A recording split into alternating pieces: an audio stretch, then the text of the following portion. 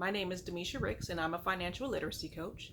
And you're going to see me look down, just a FYI, you're going to see me look down so I can take a peek at my notes, making sure I'm getting all the information that I wanted to get out to you. Now, I'm doing financial literacy for those who are about to start out on their journey, as in for teenagers, and for those who have just begun their journey, maybe in college or just moving out in the first place.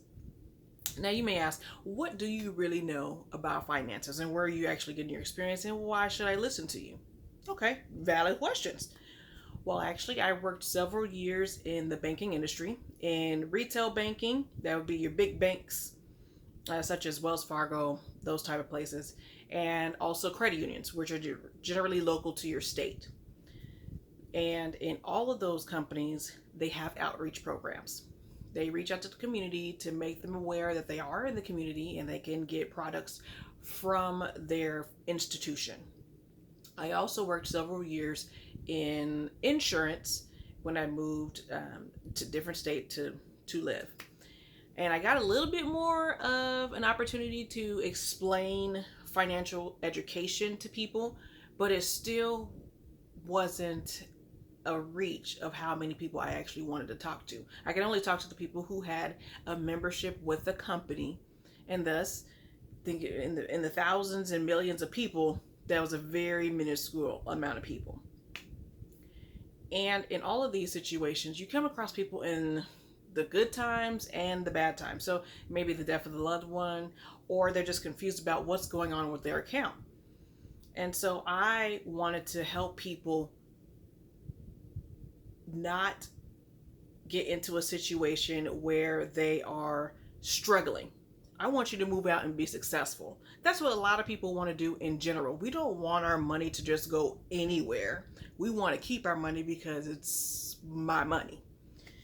And thus, I decided, after my health took a turn while I was working in the insurance company, I decided to accumulate my knowledge into a book. And thus I wrote, How to Move Out and Not Be Broke. Wish I had it when I was growing up. But my parents did a great job in educating me about finances. And that we're going to talk about later. I also wanted to assist people, to develop your fiscal habits before they are poor, because, they turn into things that you see around you. And if you don't have anybody around you that has good fiscal habits, you can end up with generally a similar habit. I also wanted to catch you before you got into serious debt. I love my Dave Ramsey and my Robert Kiyosaki. They over there, they are doing their thing, okay? They're for people who've messed up their lives. I don't want you to mess up your life if I can help it in any way, okay? And we also want to discuss people who have, let's say, who don't have a net, a family unit, or any kind of support to fall back on in case of an emergency or just in general. So like those who are in foster care, in group homes, and just in as a whole. And I did, when I wrote my book, or as I was writing my book, I did a survey. And you'd be surprised, a lot of teenagers between, I would just say high school, between the ages of 14 and 18, they really want financial education. And in my state, it is not a required course. It is an elective that you are able to take. Now, when I went to school, got old, dating myself here, it also was an elective. And I felt like a few more people took it. But when I did my survey, only 2% of the students actually took the class. And thus, but they wanted the information. Many of them said, I want to move out. I want to understand this. I want to understand that. Taxes. I want to understand how to get a car. I want to understand how to get my own place. I want this. I want to move out. But I haven't learned it at school, nor have I learned it at home. What can I do? And I said, well, I'm writing a book. And for me, I like a physical book because I like to take notes. I like to be able to put sticky notes. I like to be able to see it. I also have a lot of notes on my Kindle. Don't get it twisted. I like to read just in general. So gathering knowledge in any way that I can to save me heartache is one that I wanted to do. And thus, the product, how to move out and not be broke. Sometimes you end up broke. Just in drill. Before I made it, and before I did things, I fell on my face. It happens, but in falling in my face, I learned some lessons. And I don't know if you're one of those people. I don't like to have to go through things just to understand it. So I didn't have to. Some of the things I learned before, and I saw some of my friends, I'm like, why would you do that? And they never had anybody to guide them. Luckily, my parents had some know-how, and they gave me the knowledge, and I utilized it. They gave me experiences that I will discuss further on, that I was able to utilize and make a success before my health took a turn, to live out on my own. So some of the things that I want to discuss are jobs, getting a house, getting a vehicle, because I do like my whip, my bills, budgeting, because we don't like that, and insurance. We want to understand these to the T, okay?